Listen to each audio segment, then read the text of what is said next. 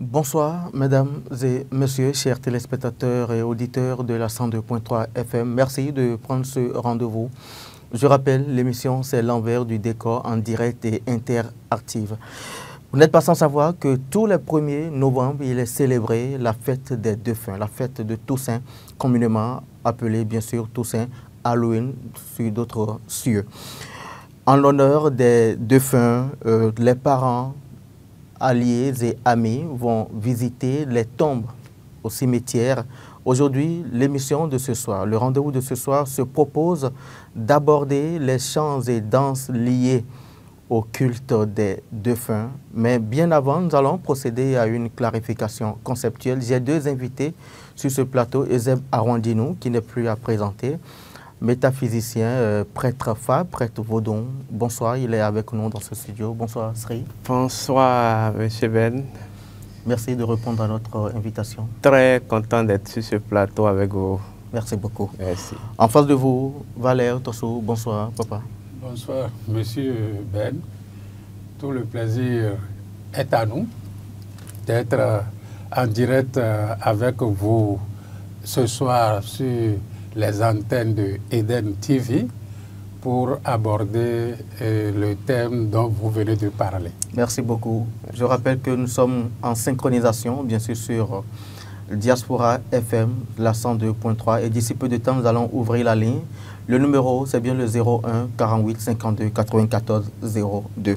Euseb Arondinou, dites-moi, est-ce qu'il faut forcément attendre 1er novembre avant d'inonder les cimetières? Merci beaucoup, mon frère. Je pense que l'histoire du 1er novembre, c'est les Blancs, c'est l'Occident qui nous a amené ça.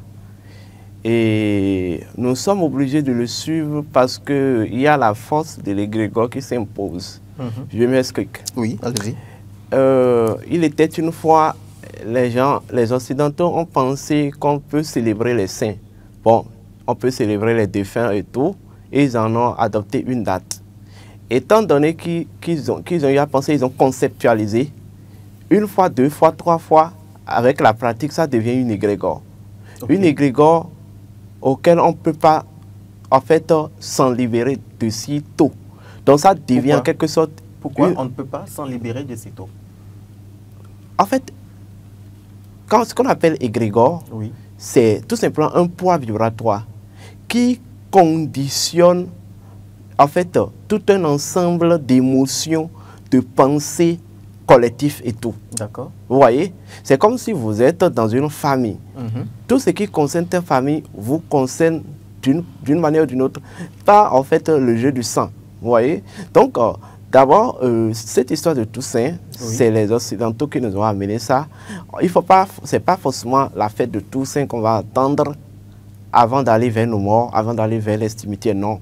C'est lorsque le Toussaint n'était pas encore arrivé en Afrique, eh bien, nous, on a toutes les possibilités, on a les moyens d'aller vers nos tombes, les tombes de nos ancêtres. Est-ce qu'il y avait un jour dédié pour ça? Est-ce qu'il y avait une date dédiée pour ça? Nous, on n'a pas besoin de dédier une date à ça forcément, parce que pour l'Africain authentique, le véritable Africain, la mort est au quotidien. Donc ceux qui ne sont plus de ce monde-là, en fait, ils sont dans notre quotidien avec nous. Pas quotidien, ils sont dans notre quotidien avec nous.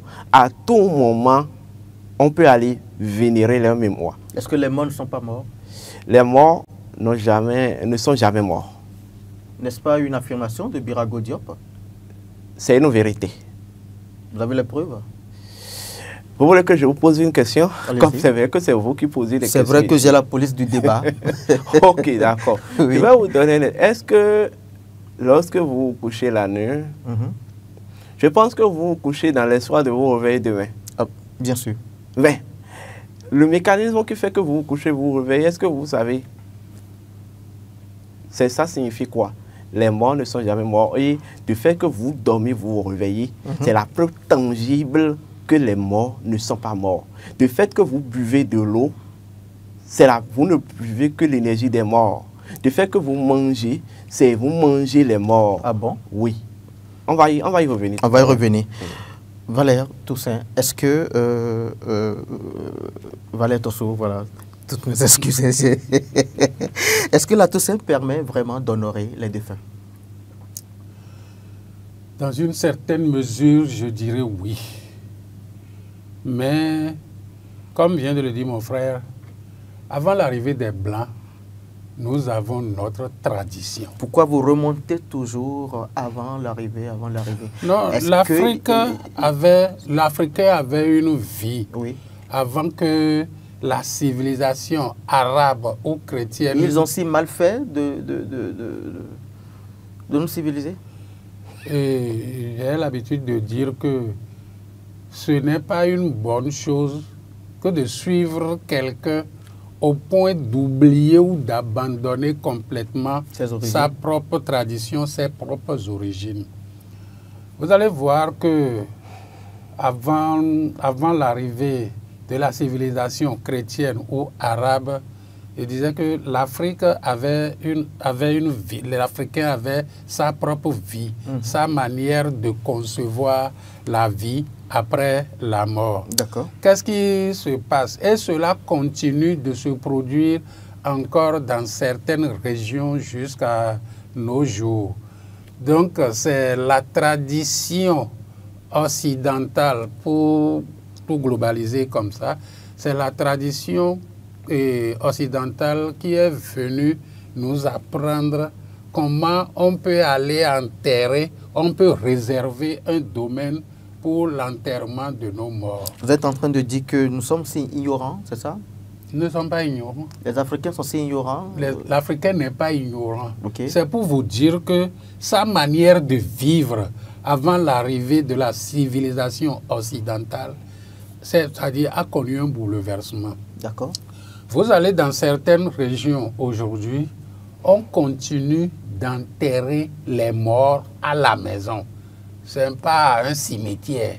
Les morts, on les enterre à la maison, dans les chambres, et on répare, on entretient l'endroit comme s'il n'y avait jamais de morts enterrés à l'endroit là. Vous allez, par exemple, ce que j'approuve très bien, et conserve encore leur tradition, vous allez aujourd'hui en milieu Adja, en milieu Mahi, en milieu Chola, vous allez voir que ce sont des endroits où on continue d'enterrer les morts à la maison, dans la chambre. Et à ce niveau, on vit quotidiennement avec eux. Ce n'est pas un endroit où il faut se lever un jour, parler de tout ça. Ça, c'est le blanc, ça. Justement, pour nous, nous sommes en contact permanent avec nos morts. Nous leur parlons. Ils nous parlent. Ils nous voient vivre. Ils nous écoutent tous les jours. Donc, ce n'est pas comme chez les Blancs où il faut se lever un jour, un 1er novembre, ou un 2 pour tous les défunts, se présenter à un cimetière comme du folklore. C'est comme du théâtre. Ah bon? On va... C'est une formalité. Les gens vont remplir une formalité. Alors que normalement, le rapport qui doit nous lier à nos défunts, ce n'est pas ça. Ce n'est pas choisir un jour dans l'année, aller déposer des gerbes, des fleurs, allumer une bougie. Non. Ce qui concerne les morts dans le milieu authentique africain, c'est que, voilà le mort là, tu peux lui apporter à manger, tu peux lui donner à boire, soit... Oui. Est-ce que ce ne sont pas des illusions? Qu'est-ce que vous appelez illusion? Qu'est-ce que vous appelez illusion? Mais vous ne le voyez pas. Ah. Bon, si on ne le voit pas, quelle est l'importance? Il n'est plus dans le monde physique. Je ne refuse pas. Quelle est l'importance, l'utilité des cérémonies de réincarnation? C'est parce qu'on espère, on continue de croire que celui-là, après sa mort, n'est pas mort réellement. Il continue d'entretenir une vie avec nous. Donc, ce n'est pas comme chez les Blancs, il faut... Non, non, non. Nous sommes au contact quotidien, au contact permanent avec nos morts. Ce n'est pas un jour qu'on va leur dédier. Ça, c'est le blanc, ça. Pour nous, c'est tous les jours, à tout moment. Est-ce que c'est vraiment du folklore? C'est vraiment du folklore 1er et 2 novembre, de remplir les cimetières Je vais dire c'est une aberration. Je vais dire c'est une pièce de théâtre. Ah bon? Oui, et orchestrée par les Occidentaux. Vous aurez suggéré quoi? Les morts sont dans notre quotidien. Vivez avec les morts au quotidien. Je vous explique. Comment vivre les morts avec? En fait, nous sommes dans un monde qu'on appelle le monde matériel ou le monde physique. Mais ce que vous oubliez, le monde physique s'est émergé du monde astral. Or, c'est au niveau du monde astral que nous avons les âmes qui ont quitté ce corps ou ce monde physique. Donc, le monde physique n'est qu'un obligé du monde astral. C'est ce que vous ne savez pas. Le monde physique n'est pas au-delà du monde astral. Le monde physique est au cœur, à l'intérieur du monde astral, tout comme la Terre qui est à l'intérieur de l'océan. Vous voyez? Donc, nous sommes entourés du royaume des morts. Je vais aller encore plus loin. Allez-y. Vous savez, le corps humain est composé de 4 choses. Ok. Le feu, l'eau, l'air, la terre.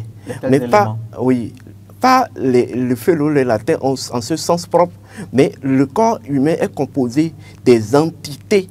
C'est les entités de ces éléments-là qui s'unissent pour générer un corps physique. Donc, lorsque l'individu finit d'utiliser cette enveloppe Chanel et le corps est déposé quelque part, le corps enclenche une désintégration de la sorte que chaque élémento qui a participé à la constitution de cette enveloppe Chanel va se retrouver dans son élément mère. C'est-à-dire, ce qui signifie quoi? C'est ça le Diop voulait vous dire en disant qu'ils sont dans l'eau que nous vivons. Parce que le défunt, dont le corps est sous la terre, les élémentaux eau qui ont constitué son corps sont déjà dans l'eau. Donc l'eau que vous buvez, vous ne buvez qu'une partie de ce défunt-là. Les élémentaux terre qui ont composé son corps sont déjà dans l'élément terre. Donc les céréales, les végétaux, tout ce que vous mangez de la terre, vous ne mangez qu'une partie de ce mort-là. L'air que vous respirez porte les élémentaux de l'élément air qui ont constitué ce corps physique. Donc l'air que vous respirez, en fait, vous ne respirez que c'est une partie de cet élément, de ce mort. Donc, c'est spirituel, est-ce que vous dites? C'est spirituel, mais c'est réel. Maintenant, le frère Tossoa a dit quelque chose tout à l'heure et que j'aimerais en fait rebondir aussi là-dessus. C'est pas parce que vous ne voyez pas quelque chose que la chose n'existe pas. Il faut nuancer.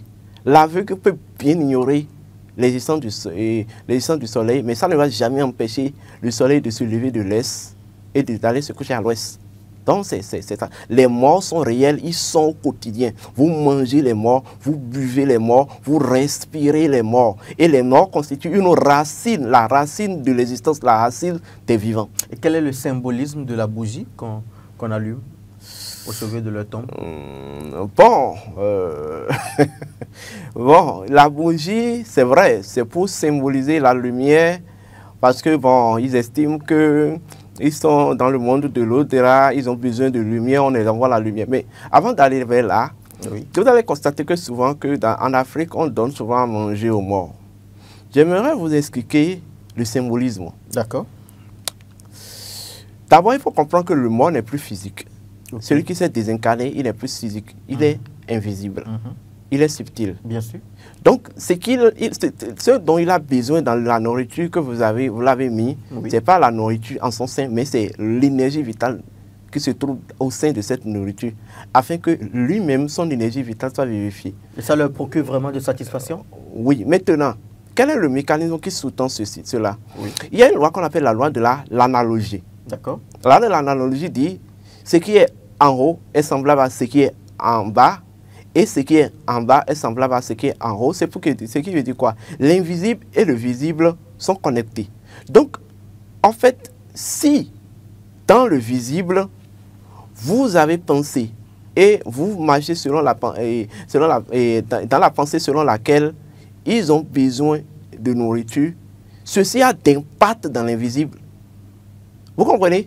Donc, étant donné que dans le monde physique, ils se sont déjà habitués à un mode de vie donné, dans le monde invisible, Ça, dans le monde, ils vont continuer dans ce mode de vie. À la seule différence que ce n'est pas les nourritures physiques dont ils ont besoin, mais de cette nourriture-là, ils ont besoin de l'énergie vitale issue de cette nourriture-là.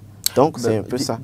Dites-moi, Valère Tosso, quel est l'impact sur l'être vivant qui honore un défunt? Merci beaucoup. Avant de vous donner votre réponse... Vous voulez rebondir? Non, je dirais que pour amplifier ce que nous sommes en train de dire ici présentement, vous voyez, nous avons bêtement suivi le monde occidental et nous nous berçons douillettement d'illusions. Vous soutenez toujours ça? Je m'explique. Oui. Vous voyez, l'homme que nous sommes, l'homme est une combinaison. C'est un produit tontine de 4 éléments fondamentaux que nous appelons la terre, l'eau, l'air et le feu. Ce sont ces 4 éléments-là qui se sont combinés. Ce sont ces 4 éléments qui se sont associés pour rendre la vie possible aux êtres vivants ou aux êtres inanimés. Donc, il n'y a pas cette combinaison que vous verrez sur Terre sans qu'il n'y ait l'eau, l'air, le feu et la terre. Ce sont ces éléments donc qui se sont combinés, qui se sont associés pour nous rendre la vie possible. Mais lorsque nous revenons dans le monde tel que, en dehors de ces 4 éléments fondamentaux, nous voyons que l'homme est constitué de trois principes, à savoir le corps physique, il y a le corps astral ou le corps psychique, donc corps, âme, esprit. Lorsque quelqu'un arrive à mourir, c'est le corps qui part. Le corps physique, le corps physique part. On ne peut plus le croiser en tant que tel directement sur, en tout cas, dans la vie ordinaire que nous menons. Il peut avoir des choses là, je ne veux pas l'aborder maintenant. Donc, lorsque l'homme meurt, il faut d'abord reconnaître que chacune de ces différentes parties qui ont concouru à sa formation repartent à leur place. L'air retourne à l'air, la terre retourne à la terre, l'eau retourne à l'eau et le feu retourne au feu. Donc, vous voyez, ce sont des principes universels, immensurables, inépuisables. Lorsqu'ils retournent encore à chose là, ça ne veut pas dire qu'il n'y a plus l'air, ça ne veut pas dire qu'il n'y a plus l'eau. Donc, ces morts-là s'expriment, communiquent, nous reviennent souvent à travers ces éléments fondamentaux qui nous servent de principe de base à l'expression de notre vie. Donc, lorsque quelqu'un meurt, nous voyons le corps physique partir.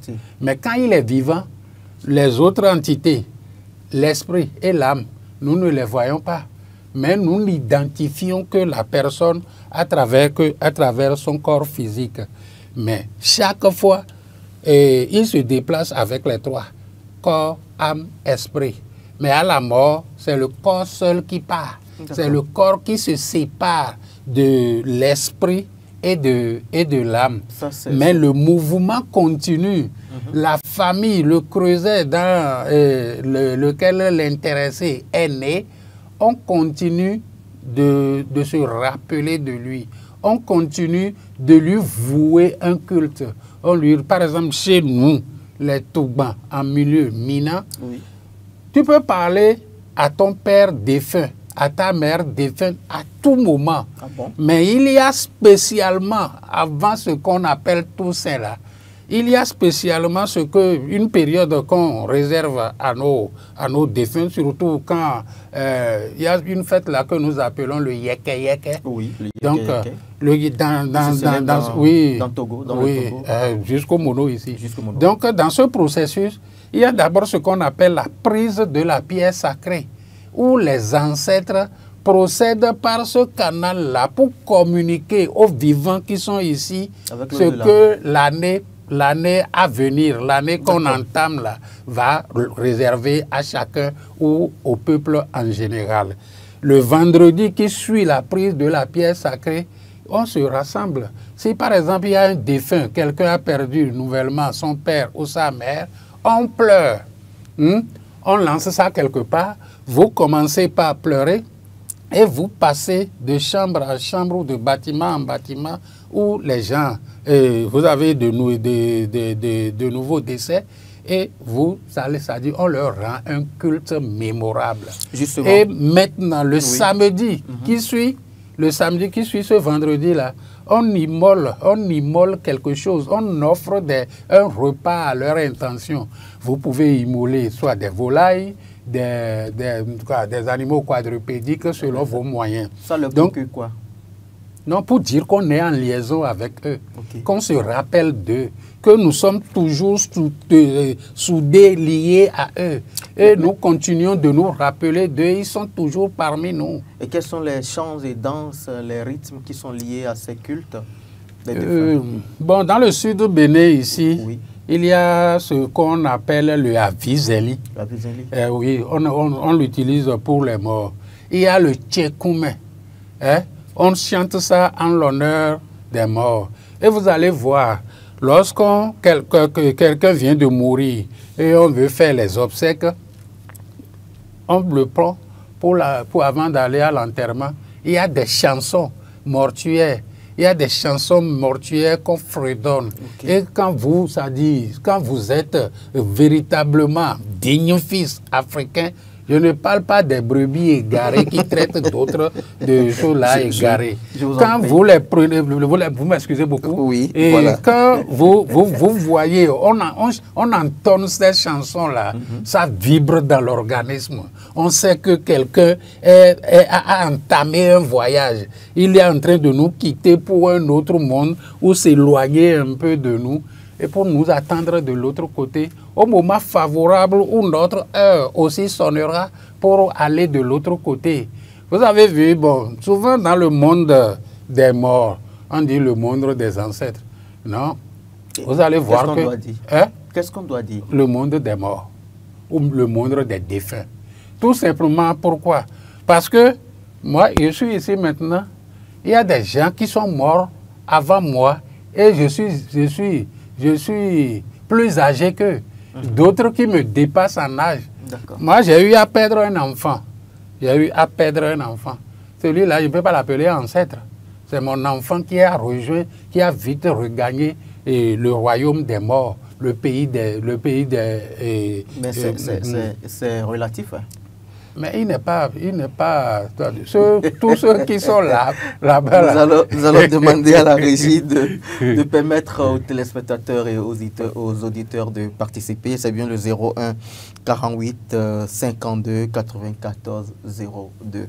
Eusèbe Arondino, est-ce que les pleurs favorisent les défunts?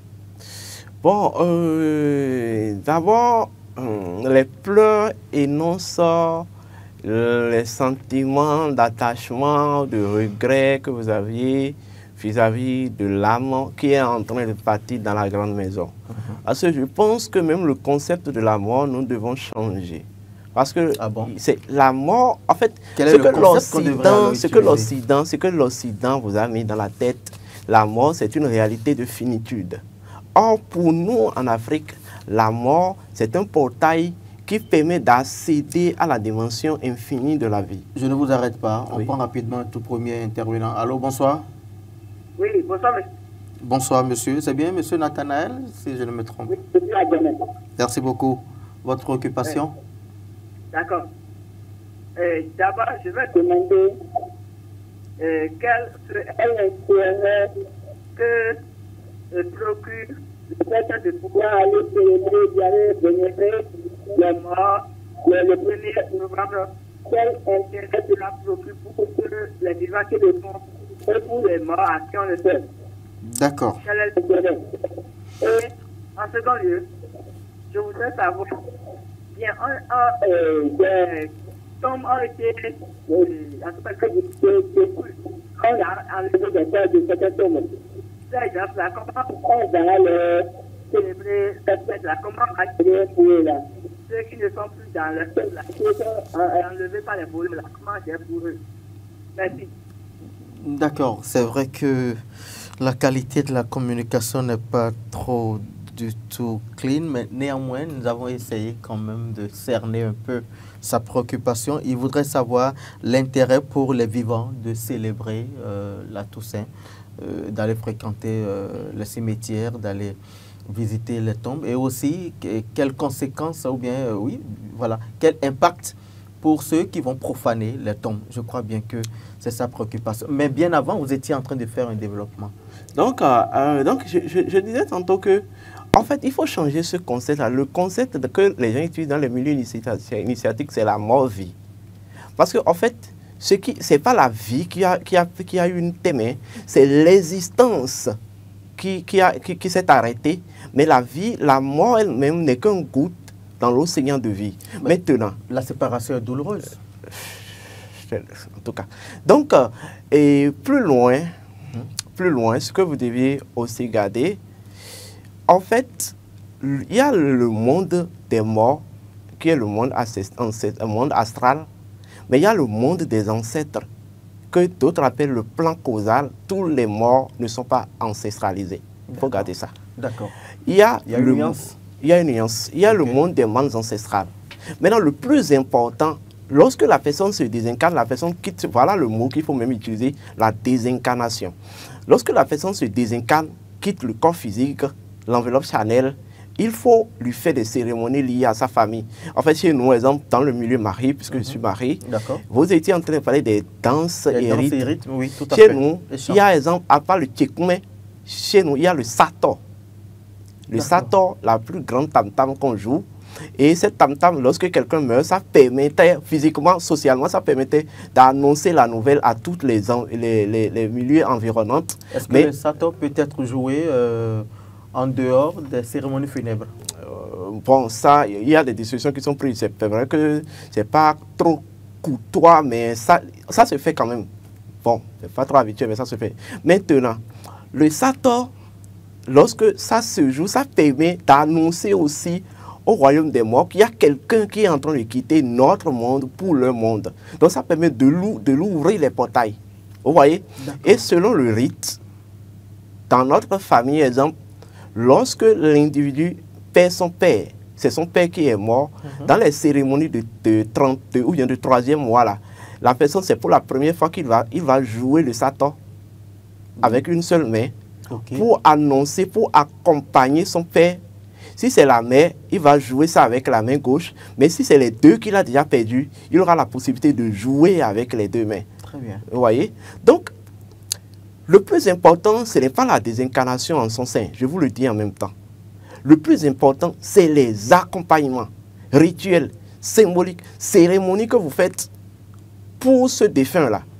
Vous voyez? Maintenant, les gens disent que, l'auditeur a posé la question, voilà, pourquoi est-ce que ça a d'impact quand on fait la Toussaint? Ce que je vais dire là, lorsque les morts sont bien accompagnés, c'est la joie des vivants. Lorsque le royaume des morts... En quoi c'est la joie des vivants? Le monde physique, en fait, est un obligé du monde des morts. Regardez ça. Lorsque le monde des morts est en mauvaise posture, il n'y a rien à faire, le monde physique vit le chaos. Donc, c'est de tout faire pour ne pas avoir de conflit avec le monde des morts. Ce n'est pas forcément d'attendre le Toussaint.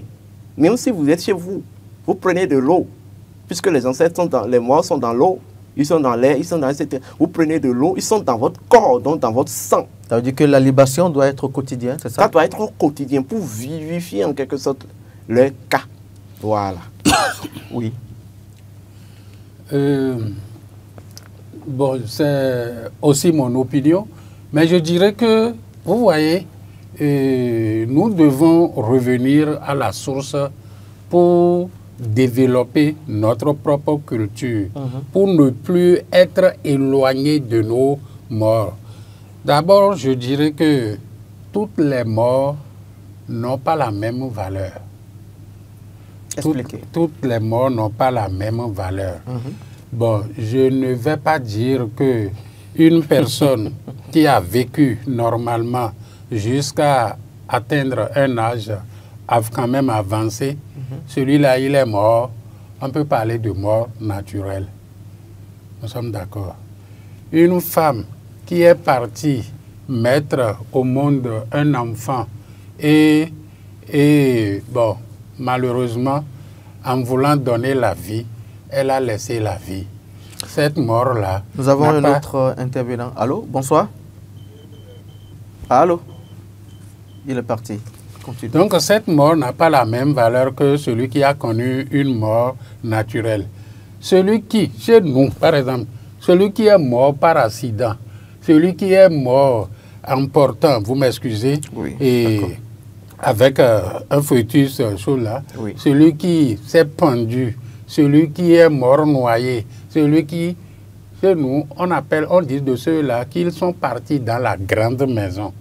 Normalement, on ne les enterre pas dans les cimetières ordinaires. Ah bon? On ne les enterre pas dans les cimetières ordinaires. Ils ont leur cimetière normalement à part. Et souvent, lorsqu'il y a quelque chose d'urgent, de pressé, de vraiment très important, c'est à ceux-là qu'on fait recours. Il faut les invoquer, c'est ça? Il faut les invoquer. Et quand on leur confie une mission à exécuter ou à accomplir, c'est rapide, on obtient les résultats. Est-ce qu'il n'y a pas de conséquences à invoquer un mort? Bon, je ne veux pas trop aller sur le terrain là, sinon on va déplacer le débat. Non, juste un petit développement sur ça. Est-ce qu'il y a de conséquences à invoquer un mort? Parce que si je fais référence à la Bible, Dieu l'a interdit. Dieu a interdit sur la Bible. Dieu a interdit quoi? De ne pas faire référence aux morts. De ne pas consulter. De ne pas consulter. Oui, c'est la Bible, mais c'est pas nous. Et bon.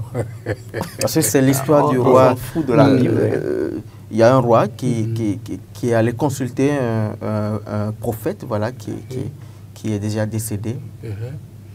Et vous voyez, quand vous êtes d'un milieu donné, accrochez-vous aux réalités de ce milieu. D'accord. Par exemple, moi, mon papa a l'habitude de dire quelque chose avant sa mort. Ce que mon papa a fait de son vivant, c'est ça je ferai. Et là, si demain je meurs, on me dit que mon papa est allé quelque part, c'est à côté de lui, j'irai rester parce que j'ai fait les mêmes choses que lui. Et les mêmes personnes, vous savez que, bon, en France, par exemple, au cimetière, du Père Lachaise, là, les gens vont faire la divination là-bas. Les gens, ils vont pour faire la divination. Nous avons un autre intervenant, je ne vous arrête pas, on le prend rapidement. Allô, bonsoir. Oui, allô, bonsoir. Bonsoir, monsieur, vous nous appelez d'où? De Révier. De Révier, votre nom, s'il vous plaît. C'est Madame Fanou, la responsable de l'établissement Femme Bâton, monsieur Ben. Madame Fanou, bonsoir, vous allez bien? Oui, je vais très bien. Merci beaucoup. Votre préoccupation? Au fait, le débat m'intéresse réellement, c'est pourquoi j'ai essayé d'intervenir. Merci. Parce que normalement, on ne doit pas attendre forcément à la célébration de Toussaint pour vénérer nos morts. D'accord. Ils sont au quotidien avec nous. Et dans beaucoup de cultures, vous allez constater qu'il y a des moments donnés pour pouvoir faire des cérémonies. Les gens utilisent des méthodes pour vénérer les morts. Même dans la Bible, on demande à ce qu'on prie quotidiennement pour nos morts. Donc de temps en temps, on doit se rappeler de prier pour eux, pour qu'il y ait la paix éternelle. D'accord. Merci beaucoup pour votre intervention. C'est un apport qui vient renforcer les développements qui se font ici. D'accord. Et je dirais, s'il était réellement interdit d'honorer nos morts, Jésus n'a plus sa place à l'église. Jésus n'a plus sa place dans notre vie. Mais il est décédé, on continue de parler de lui, on continue de lui rendre un culte vivant. C'est donc dire que... Pour d'autres croyances religieuses, oui, les morts sont morts et puis c'est fini. On ne va même pas visiter les tombes. on ne veut même pas se rappeler de ses parents de fin. Je vais vous dire quelque chose qui peut vous faire un peu rire. Au moment où le pape Jean-Paul II était venu pour la première fois au Bénin, il a demandé à l'ancien archevêque, le Monseigneur de Souza, combien il y a de chrétiens dans votre pays. Bon, il avait avancé, je ne veux pas donner, il avait avancé un pourcentage donné, qui était quand même inférieur à une autre réponse qu'il a donnée. On dit, et combien il y a de pratiquants de religion endogène? Il dit 100%. Ça dit 100%. Oui. Ça veut dire qu'il y a des gens, bon, si vous voulez connaître typiquement et correctement les réalités béninoises là, avec notre esprit de syncrétiste chrétien, et vous êtes parti une fois là où se trouve le temple de Python et la basilique de Ouida. Là, tout à fait. C'est comme ça. Nous devons faire valoir notre culture. Nous devons faire valoir notre tradition.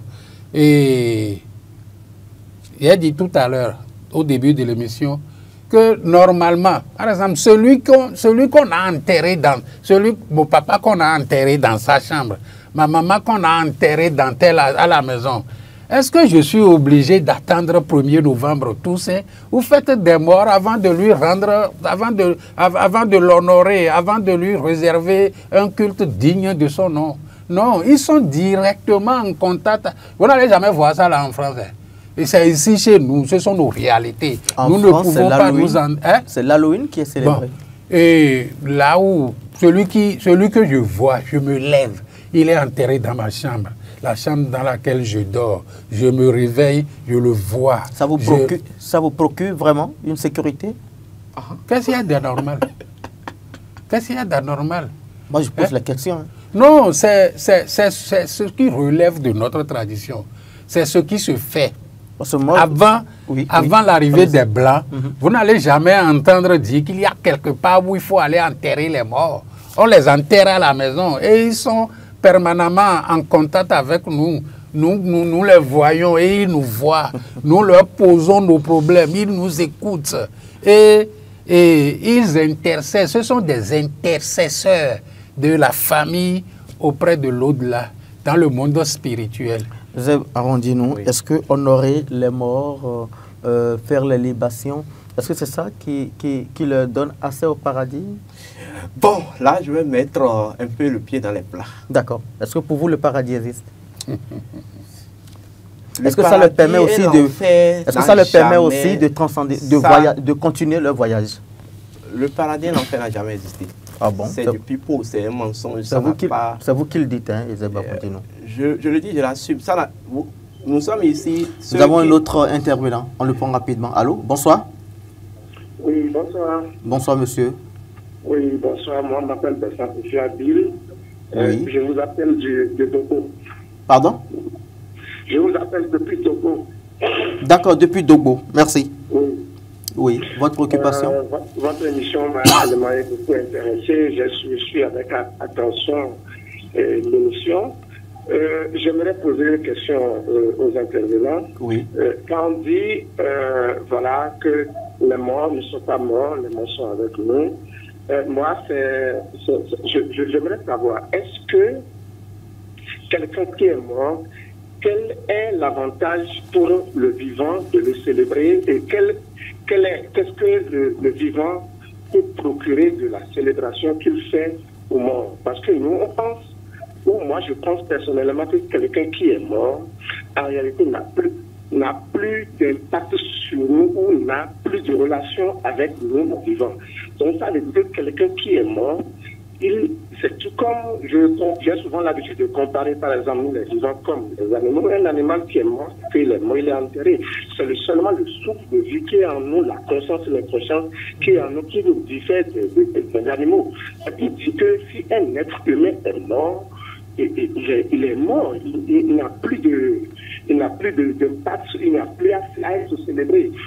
Papa a dit tout à l'heure qu'il a donné l'exemple de Jésus que dans les églises, pourquoi les gens continuent de célébrer Jésus et que Jésus a été mort. Mais le cas de Jésus a été différent. C'est vrai, ce qu'on a dit dans la Bible, c'est que Jésus est mort et il est ressuscité. Les autres morts que nous adorons et nous continuons d'adorer aujourd'hui, on ne nous a pas dit que, par exemple, notre grand-père qui est mort, il n'est plus ressuscité pour que je puisse l'adorer. Donc je pense que si un être humain est mort, il est mort.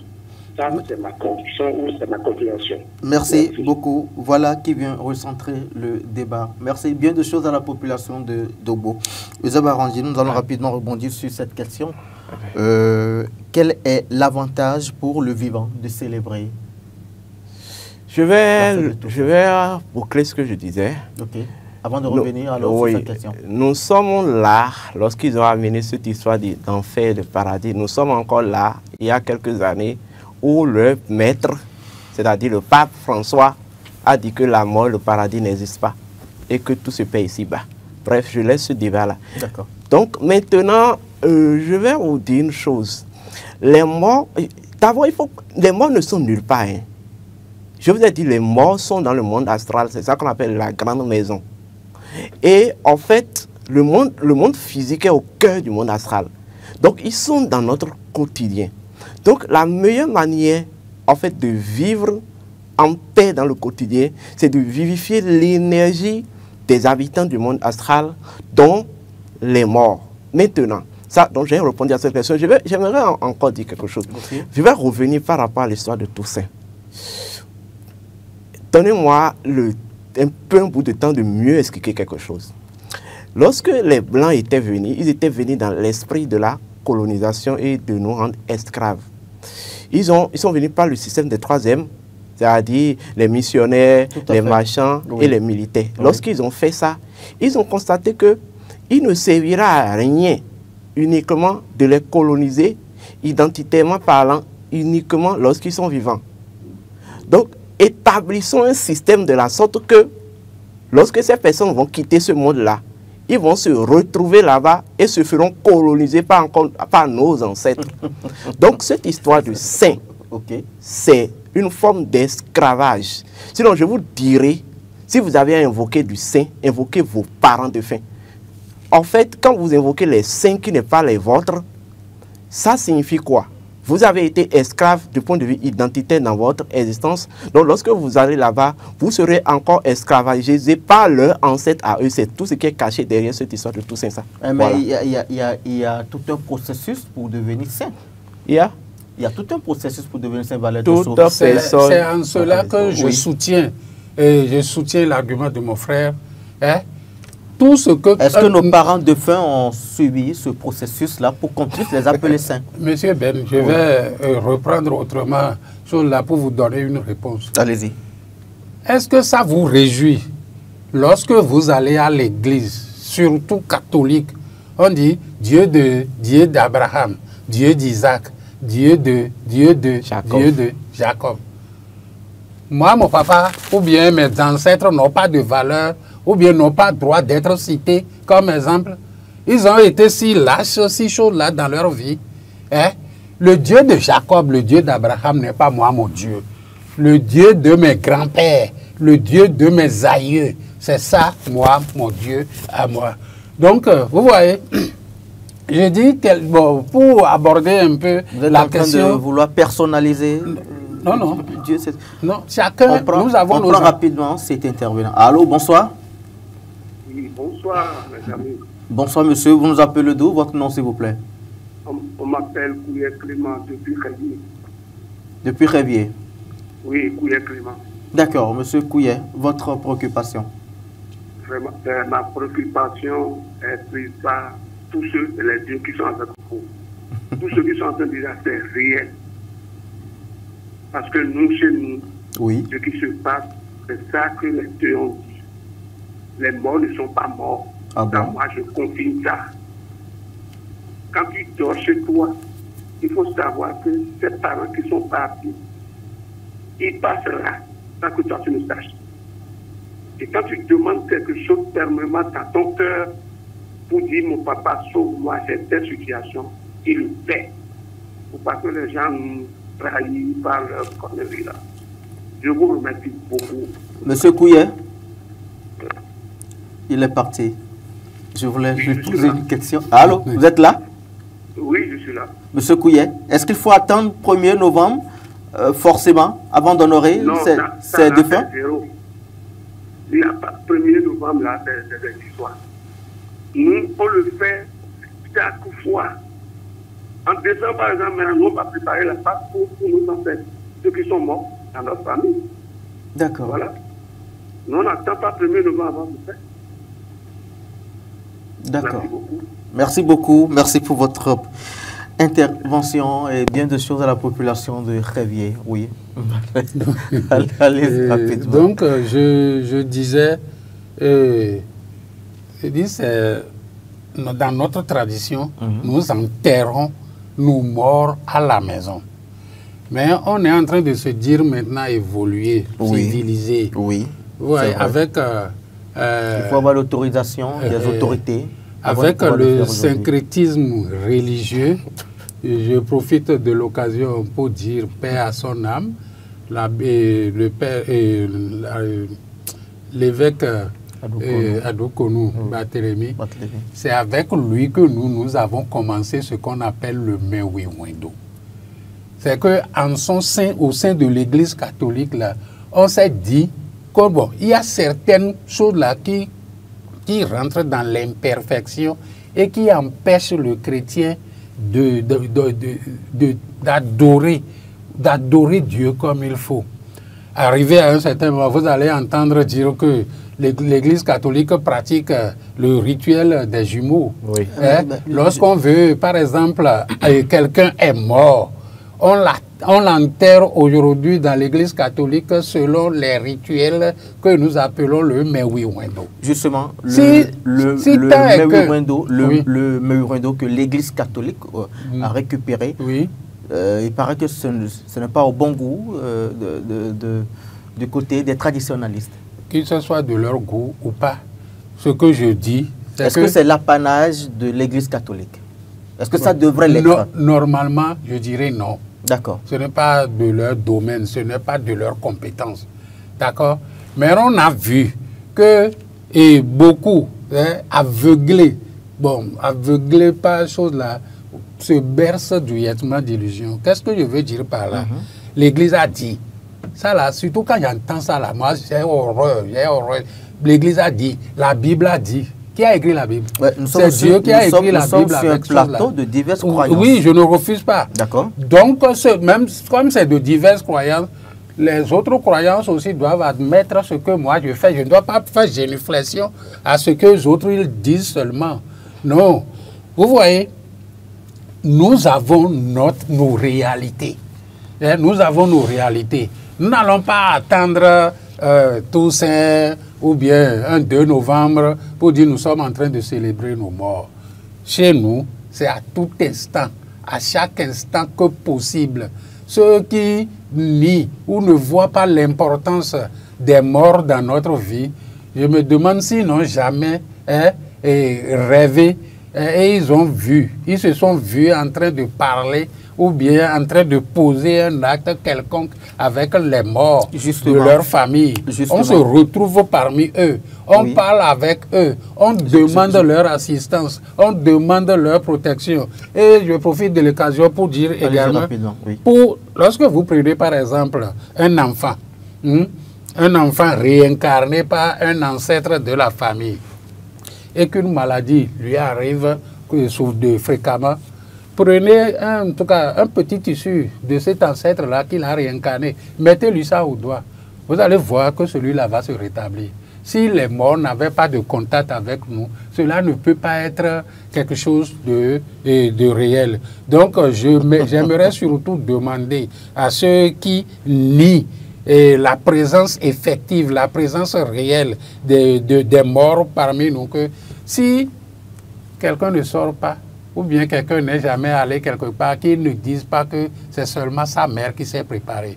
Il faut qu'on sorte pour aller goûter à d'autres réalités, pour aller savourer les délices des préparations d'autres choses là, et nous allons savoir qu'il y a réalité dans réalité. Donc, Eugène Arondino, il y a un homme de Dieu qui affirme que le spirituel est basé sur la doctrine des morts. La doctrine des morts. Oui, je vais dire quelque chose, quoi. Je pense que cet mensonge grégaire où on dit qu'il y a plusieurs convictions religieuses à respecter, là, je pense que nous, les Africains, là, Oui. on n'a qu'à arrêter de dormir. Ah bon? La France, où vous voulez imiter, jusqu'à insérer dans la Constitution la laïcité. La France est un pays laïque, non? Mais vous savez que la France, de par tradition, est judéo-chrétienne. Mais vous savez que la laïcité reconnue dans la Constitution française n'a pas empêché la France de chômer toutes les fêtes chrétiennes et de ne pas chômer les fêtes musulmanes. On ne peut pas ne pas reconnaître que nous venons d'une tradition africaine. Nous avons cette tradition et cette tradition a de primauté en Afrique sur n'importe quelle religion, importée qu'elle soit. Maintenant. Nous avons déjà passé 52 minutes. Hein? Pour finir, Oui, je vais donner on a tellement envie de parler que bon, il n'y a pas le temps. Mais le temps que nous avons parti tire à sa fin. Je vais dire que, rapidement pour finir, oui. Vous m'excusez. Allez-y. Le plus beau cadeau que vous pouvez accorder à vos morts, c'est de les faire des cérémonies de maison. Ce que vous les faites en allant dans les religions des messes, ça ne sert à rien, totalement à rien. Ah bon? Allez les faire des cérémonies de votre maison. Les messes qu'on demande, je ne vais pas vous les messes de requiem ou bien je ne vais pas vous décourager, mais les messes funéraires que vous faites là, ou les âmes de purgatoire, ça ne les sert à rien. Allez les faire des cérémonies de maison, point. Ou allez les faire les Sahara, c'est même plus mieux que les messes de requiem là. Les Sahara, à quel endroit? À leur endroit, en leur mémoire. Ok. Voilà, c'est tout ce que j'ai à dire. Valère, Tosso, Oui. rapidement, mot de fin. Je dirais que nous sommes venus d'un endroit, l'Afrique, plus particulièrement au Bénin, qui nous avons nos réalités. Donc, nous n'allons pas, par tricherie intellectuelle, abandonner les réalités de nos milieux pour aller nous accrocher à ces choses-là. Les messes dont vous parlez là, à mon endroit, à mon niveau, hein, si, comment quelqu'un qui est quelqu'un qui est adepte de vaudou, oui. Celui-là meurt, on dit on l'amène à l'église. Ça, c'est du désordre, hein? C'est un désordre spirituel. Que chacun reste dans son domaine. Vous n'allez jamais entendre un Français s'appeler Woussou. Woussou, c'est les Béninois. Et les Français, vous pouvez les voir s'appeler Claude. Quelqu'un qui est mort en Afrique, qu'on lui fasse les rituels, les rituels de sa religion, les rituels de sa famille. Et là, lorsqu'il va faire chose, il ne sera pas en train de gémir, de se plaindre pour dire je ne retrouve pas les miens. Célébration de tous ces chants et danses liés au culte des défunts. On ne finira jamais d'en parler. Mesdames et messieurs, c'en est fini pour aujourd'hui. Nous vivons quotidiennement avec les morts, mais les avis sont divergents. On se dit à lundi prochain.